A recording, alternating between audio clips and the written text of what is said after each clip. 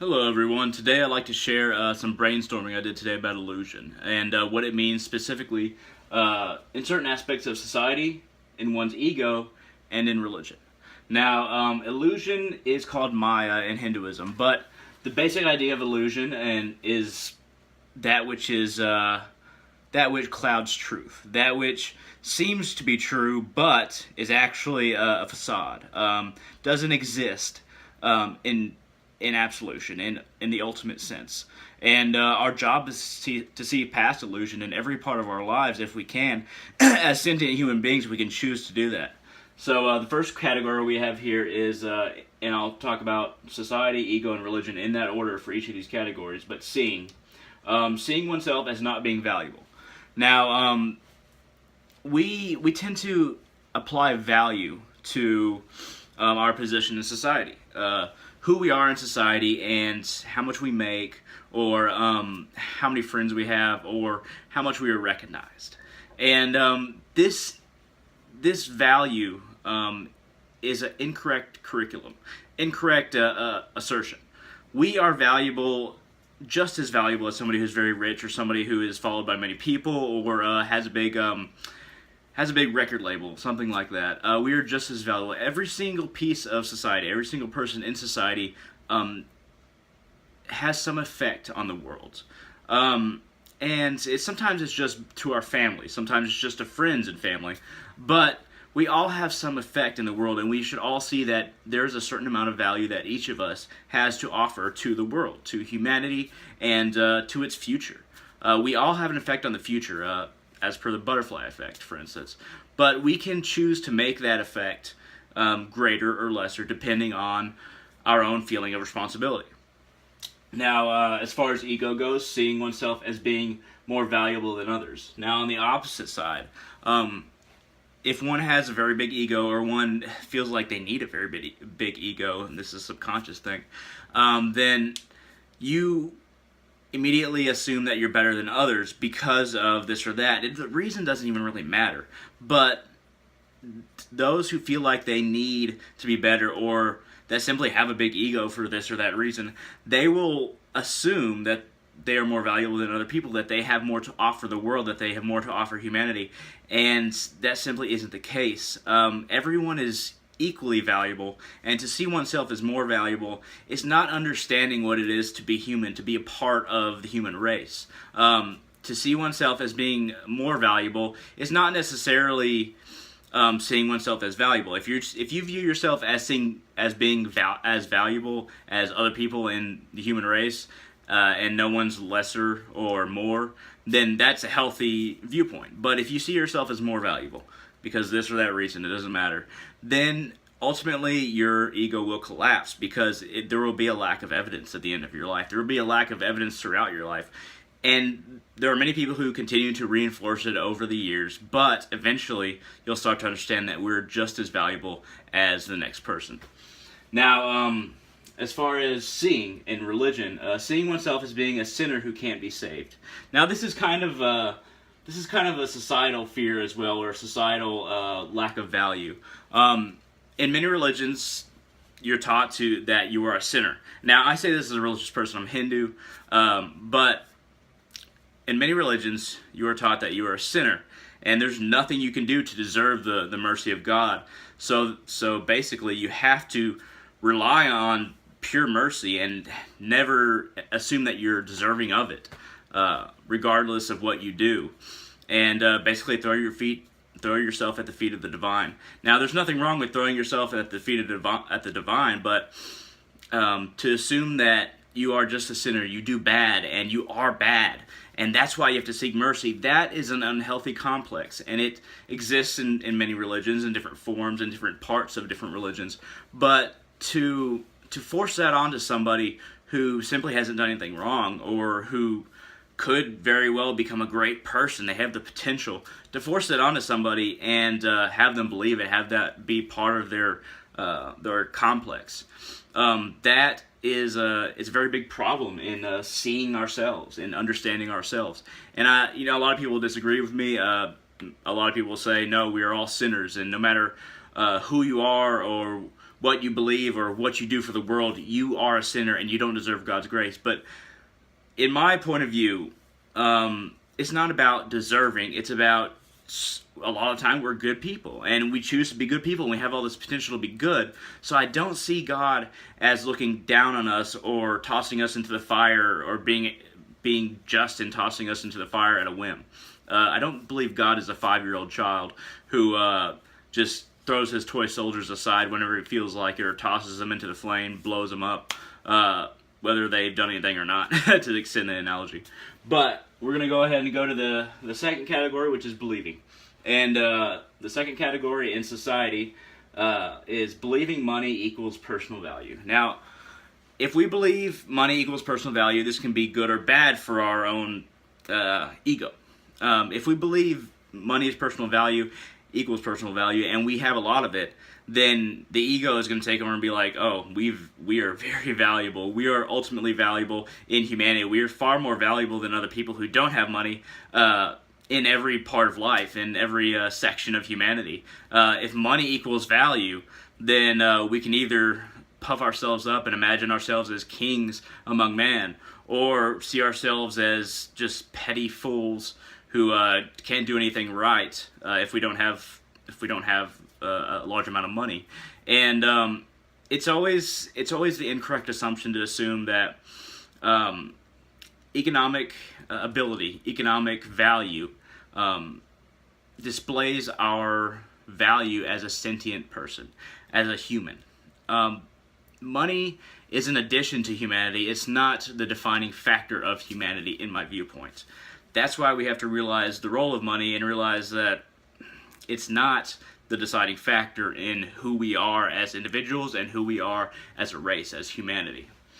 Now, believing in the ego category is believing if one gets money, he is better. And like I said, these two categories are connected with society and ego.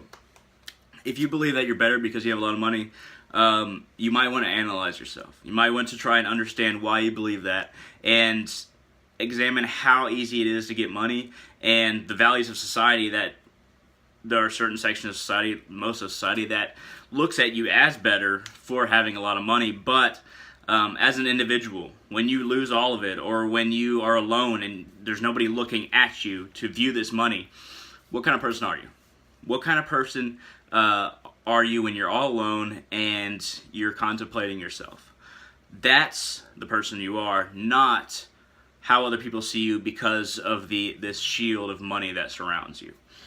All right, and then believing in the religious category, believing that donating puts one above others. Now, in religions like Scientology, donating makes you better. It simply makes you a higher rank. In different sections of other religions, this is the same is true. The more you donate, which is usually means the more you have the ability to donate, because a lot of people simply can't donate that much, the more God loves you. And this is what preachers for hire will say. The more you give to me, the more you give to this church, and to maybe even community projects in the church, associated with the church, the more God will shine on you and the more He'll value you. And this seems anti-spiritual in my point of view. We can't always donate a whole lot because we just simply don't have a lot of money. But even if we do have a lot of money and we donate, that doesn't mean that God favors us more. It simply means that we are helping out our community if we do donate, and maybe the church or the temple or the synagogue, mosque, whatever. We're helping out that establishment and helping it help people, but that doesn't mean that that doesn't immediately translate to God looking at us more favorably, in my point of view. Now we're going to move to loneliness. In society, is feeling alone because of large population. Now, a lot of the time when there's a whole lot of people around us, and we see a lot of people every day, we don't feel unique, and we feel isolated because we want to feel unique, and there's so many people that we ourselves feel lost in the translation to humanity. We feel lost among all the masses, and we don't feel significant. And this isn't always this doesn't always mean that we have an ego that needs to be satisfied. It simply means that if we can better examine ourselves, we can learn to value ourselves separate from how other people see us and how many people recognize us as existing. Because our self-worth shouldn't rely on other people acknowledging it. We should develop our own self-worth as an individual and not as a part of a collective, in my point of view. And loneliness under ego, trying to escape loneliness by inflating importance. And basically on the opposite end from the societal one I wrote, inflating importance can make one imagine other people see us as better than everyone else, and more people look at us, and so we try to make our brains translate that to not being lonely anymore. But it doesn't work that way, because when we are by ourselves, we don't necessarily have to be lonely, but when we're by ourselves, when we're in the restroom, when we're sleeping, when we're having a moment to ourselves, there isn't other people around to inflate that importance. And a lot of time people become frantic because they want other people around to recognize them.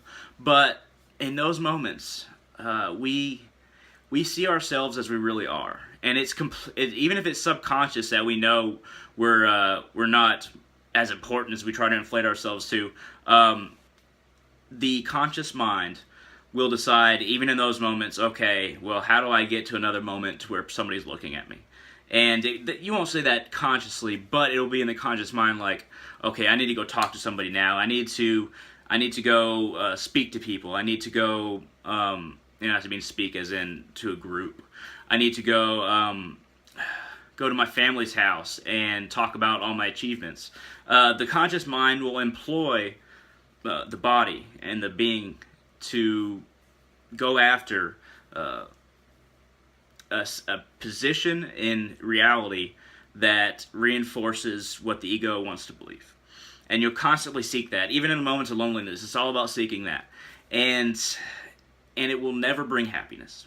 Even if in those moments you work out how to be recognized, how to get people to see you, and it works, it won't bring you to happiness because it's an endless void, this desire to be recognized.